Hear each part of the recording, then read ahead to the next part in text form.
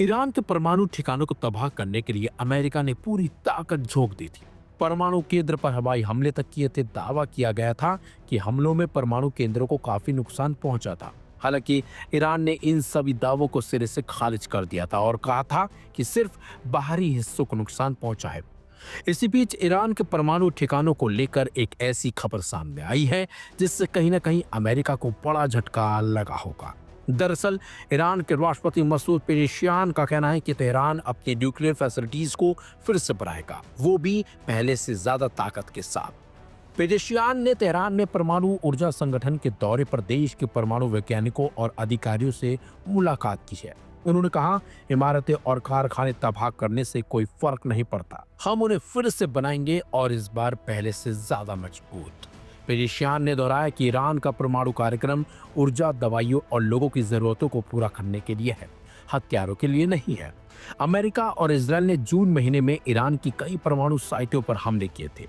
America का कहना था कि साइटें परमाणु हथियार बनाने के लिए इस्तेमाल की जा रही थी, जबकि ईरान का कहना है कि उसका कार्यक्रम पूरी तरह से शांतिपूर्ण है। बेशक ईरान हमलों में नुकसान की बातों को छिपाता हो, लेकिन हकीकत यही है कि अमेरिका और इजरायल के हमलों में ईरान के कई वैज्ञानिक और अधिकारी मारे गए थे और यूरेनियम संवर्धन प्लांट्स को भारी नुकसान हुआ था। ईरान ने भी इजरायल पर 500 से ज्यादा बैलिस्टिक मिसाइलें और 1100 ड्रोन इजरायल पर दागे थे। इस हमलों में 32 लोगों की मौत हुई थी और 3000 से ज्यादा लोग घायल हुए थे। इजरायल ने कहा कि उसका हमला करना इसलिए जरूरी था ताकि ईरान यहूदी राज्य को नष्ट करने की अपनी योजना को अंजाम न दे सके। अमेरिकी राष्ट्रपति डोनाल्ड ट्रंप ने चेतावनी दी है कि अगर ईरान ने तबाह हो चुकी न्यूक्लियर फैसिलिटीज फिर से शुरू करने की कोशिश की तो अमेरिका फिर से नए हमले ईरान पर करेगा।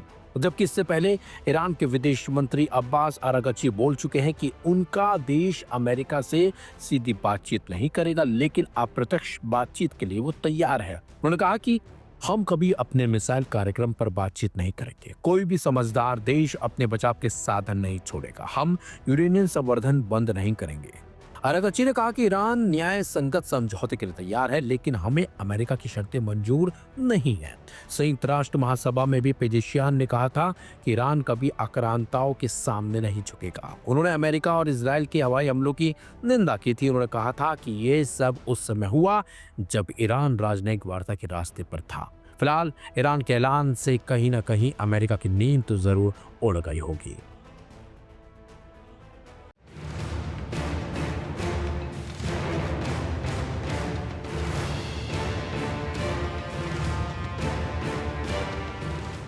तमाम प्रतिबंधों और दबाव के बावजूद ईरान लगातार अपनी मिसाइल क्षमता को मजबूत करता जा रहा है। हाल ही में ईरान को लगभग 500 बैलिस्टिक या हाइपरसोनिक मिसाइलों के लिए रॉ मटेरियल मिल गया है, जो उसे दिया चीन ने।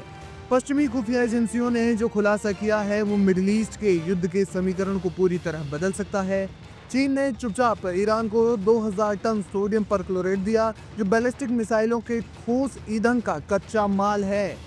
ये मात्रा 500 से ज्यादा मध्यम दूरी की घातक मिसाइलें बनाने के लिए पर्याप्त है। CNN को प्राप्त यूरोपीय खुफिया दस्तावेजों के अनुसार 29 सितंबर से बंदर अब्बास पोर्ट पर 10 से 12 जहाजों में ये सामग्री पहुंचनी शुरू हुई। ये वही समय है जब संयुक्त राष्ट्र के स्नैपबैक प्रतिबंध ईरान पर फिर से लागू हो चुके थे। ऐसे में ये समझना जरूरी है कि क्या है सोडियम परक्लोरेट और क्यों ये खतरनाक है।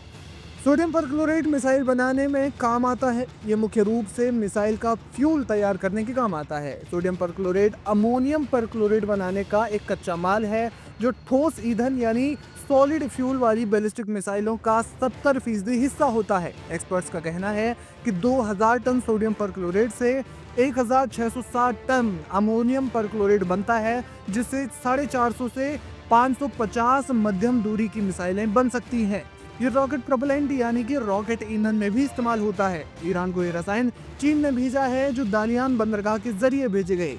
ये मात्रा लगभग 500 मध्यम दूरी की बैलिस्टिक मिसाइलें यानी कि मीडियम रेंज बैलिस्टिक मिसाइल्स के निर्माण के लिए पर्याप्त है। ये खेप जून 2025 में इजराइल और ईरान के बीच हुए 12 दिवसीय युद्ध के ठीक बाद पहुंची, जिसमें इजराइल ने ईरान के कम से कम 1/3 मिसाइल लॉन्चर और स्टॉक को नष्ट कर दिया। आपको बता दें कि चीन द्वारा ईरान को भेजी गई ये तीसरी खेप है इस साल की। इससे पहले फरवरी और मई में 1,000 टन सोडियम परक्लोरेट भेजा गया और अब ये तीसरी खेप भेजी गई है। चीन ने इस साल 4,000 टन सोडियम परक्लोरेट कुल मिलाकर ईरान को भेज दिया है। मिडलबरी इंस्टीट्यूट ऑफ इंटरनेशनल स्टडीज के हथियार विशेषज्ञ जेफरी लुइस ने CNN को बताया कि यह मात्रा ईरान को युद्ध में खोई हुई मिसाइलों की भरपाई करने में मदद करेगी। पहले ईरान 200 मिसाइलें प्रतिमाह बनाने की योजना बना रहा था और उसके पास अब कच्चा माल है, लेकिन प्रोडक्शन लाइन और लॉन्चर अभी भी सीमित हैं। इस घटना ने न केवल इजराइल बल्कि अमेरिका को भी चिंता में डाल दिया है। इजराइल की चिंता है कि ईरान की मिसाइलों की खेप तो बढ़ेगी ही, लेकिन इससे बनी मिसाइलों को ईरान हमास या हूती विद्रोहियों को भी दे सकता है। इसके अलावा ईरान और इजराइल के बीच तनाव की स्थिति में ईरान इनका इस्तेमाल भी करेगा। हालांकि चीन ने कहा है कि ये केवल कमर्शियल ट्रेड मात्र ही है। जून 2025 में हुए इजराइल ईरान युद्ध के बाद ईरान अपनी सैन्य क्षमताओं को बढ़ा रहा है, अपनी कमियों पर काम कर रहा है और लगातार असला खाने यानी शस्त्रागार भर रहा है।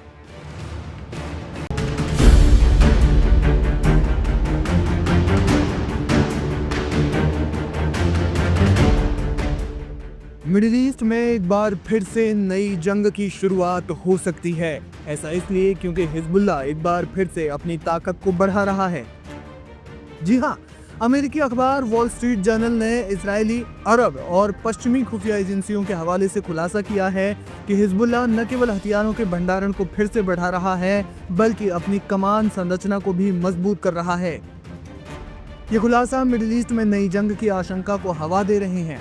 इजरायली अधिकारियों ने चेतावनी दी है कि अगर हिजबुल्लाह ने लितानी नदी के दक्षिण से हथियार उसने नहीं हटाए तो सैन्य कार्रवाई फिर से शुरू हो सकती है।